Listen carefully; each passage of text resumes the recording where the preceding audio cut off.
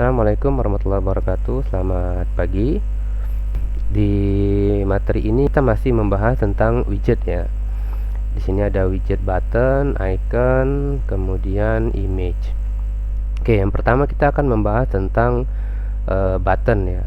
Di sini di Flutter itu ada namanya widget elevated button ya. Kalau dulu namanya raise button, tapi kalau sekarang namanya jadi elevated button. Elevated button ini memiliki child, kemudian dia memiliki argumen onPressed. Jadi dua argumen ini wajib ada ya. Child ini nanti untuk teks yang muncul di buttonnya ya, tombol ya. Tombol itu kan biasanya ada teks ya, kemudian ada style juga. Oke, kita langsung saja. Silakan buat project baru. Seperti biasa, Ctrl Shift P, kemudian Flutter New Project. Pilih application. Kemudian kita simpan di drive kita dengan nama Flutter Application 41 ya. Saya sudah ada nih, saya buat 411 aja. Kalau kalian buatnya 41 saja ya, 4_1. Oke, projectnya di generate dulu, kita tunggu. Oke, kalau udah selesai, seperti biasa, buka terminal, pilih new terminal. Kemudian di bagian komen kita ketik get init agar kita menggunakan get egg pattern ya. Oke, enter saja ya. Jadi tinggal di enter saja, tidak perlu diganti-ganti. Oke, sampai sini udah selesai. Kita akan buka file namanya home view. Oke, di app modul view namanya homeview.dart atau Ctrl P saja ya, yang gampang Ctrl P, tinggal cari home_view.dart. Oke. Nah, tampilannya kita jalankan dulu emulatornya Star Nexus 2 ini aja. Oke, emulatornya sudah jalan. Emulator sudah jalan itu dan terkoneksi ke VS Code itu bisa dilihat di sini ya. Kalau di sini yang muncul seperti ini, nama emulator saya, berarti ini udah benar. Tapi kalau di sini munculnya bukan nama emulator kita, berarti ada yang salah itu. Oke, kita tunggu. Sambil nunggu kita boleh jalankan Flutternya. Ya, kita klik di sini di sembarang tempat di editornya, kemudian tekan F5. Tekan F5, maka proses build APK-nya akan dimulai. Oke, kita tunggu dulu. Kalau ada warning seperti ini tidak masalah ya, tapi kalau muncul tulisan exit di sini, nah itu kan berarti dia tidak jadi membuat APK-nya ya, berarti ada masalah. Oke, ini udah jalan. Ini close saja boleh ya. Oke, ini udah nih. Oke, selanjutnya teksnya kita hapus. Teksnya kita hapus dari sini sampai sini. Oke, kemudian di sini, nah kita akan buat elevated button. Nah, ini salah ini ya. Harusnya kan saya pilihnya yang ini tadi, yang ada buka kurung tutup kurungnya seperti ini ya. Yang ini, enter. Nah, jadi kan dia otomatis tuh muncul.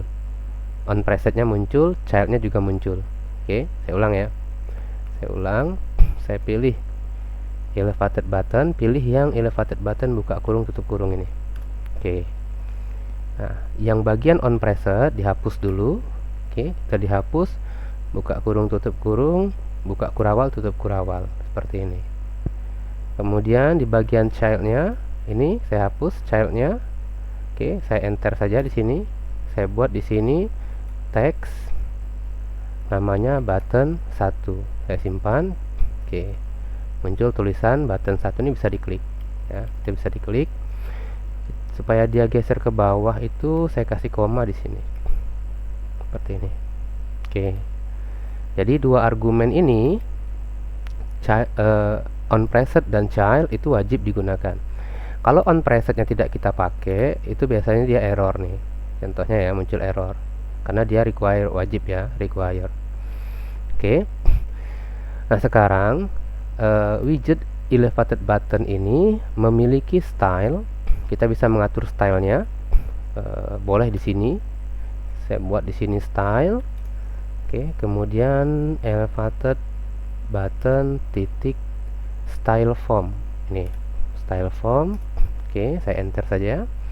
Kemudian kita bisa ngatur ukurannya, fixed size. Fixed size-nya saya buat size. Nah, ini lebarnya. Misalnya kita mau lebarnya sesuai dengan ukuran layar, berarti get width, koma. Kemudian tingginya saya buat misalnya 60. Oke, saya simpan. Jadi seperti ini ya. Ini button nih. Oke, kita kasih koma di sini. Simpan. Oke. Nah, dia juga punya primary untuk mengatur warna. Primary ini ya. Warna misalnya color titik red accent misalnya. Seperti ini. Simpan. Ini kalau kita kasih koma biar dia turun ya. Nah, gini. Jadi dia tidak satu baris, jadi kodenya itu turun otomatis ya. Jadi simpan, nanti kodenya akan tersusun otomatis. Oke. Nah, di sini kita sudah menggunakan elevated button. Width-nya saya ganti saja nih, misalnya width-nya saya buat 150. Oke, 150 cukup. Seperti ini. Nah, berikutnya misalnya di sini saya mau mengkombinasikan button saya dengan icon. Kita misalnya mau buat yang modelnya seperti ini. Nah, ini kan ada button, ada tulisan, kemudian ada icon di atasnya. Ya, ini button ya, ini button. Nah, di dalam buttonnya itu ada teks dan ada icon. Nah, perhatikan di sini kita mau menyusun widget secara vertikal, ya kan? Secara vertikal, icon, button. Kalau secara vertikal berarti kita harus menggunakan kolom, ya. Kita harus menggunakan kolom. Kalau horizontal kita menggunakan row, ya. Kita menggunakan row. Oke, saya langsung saja.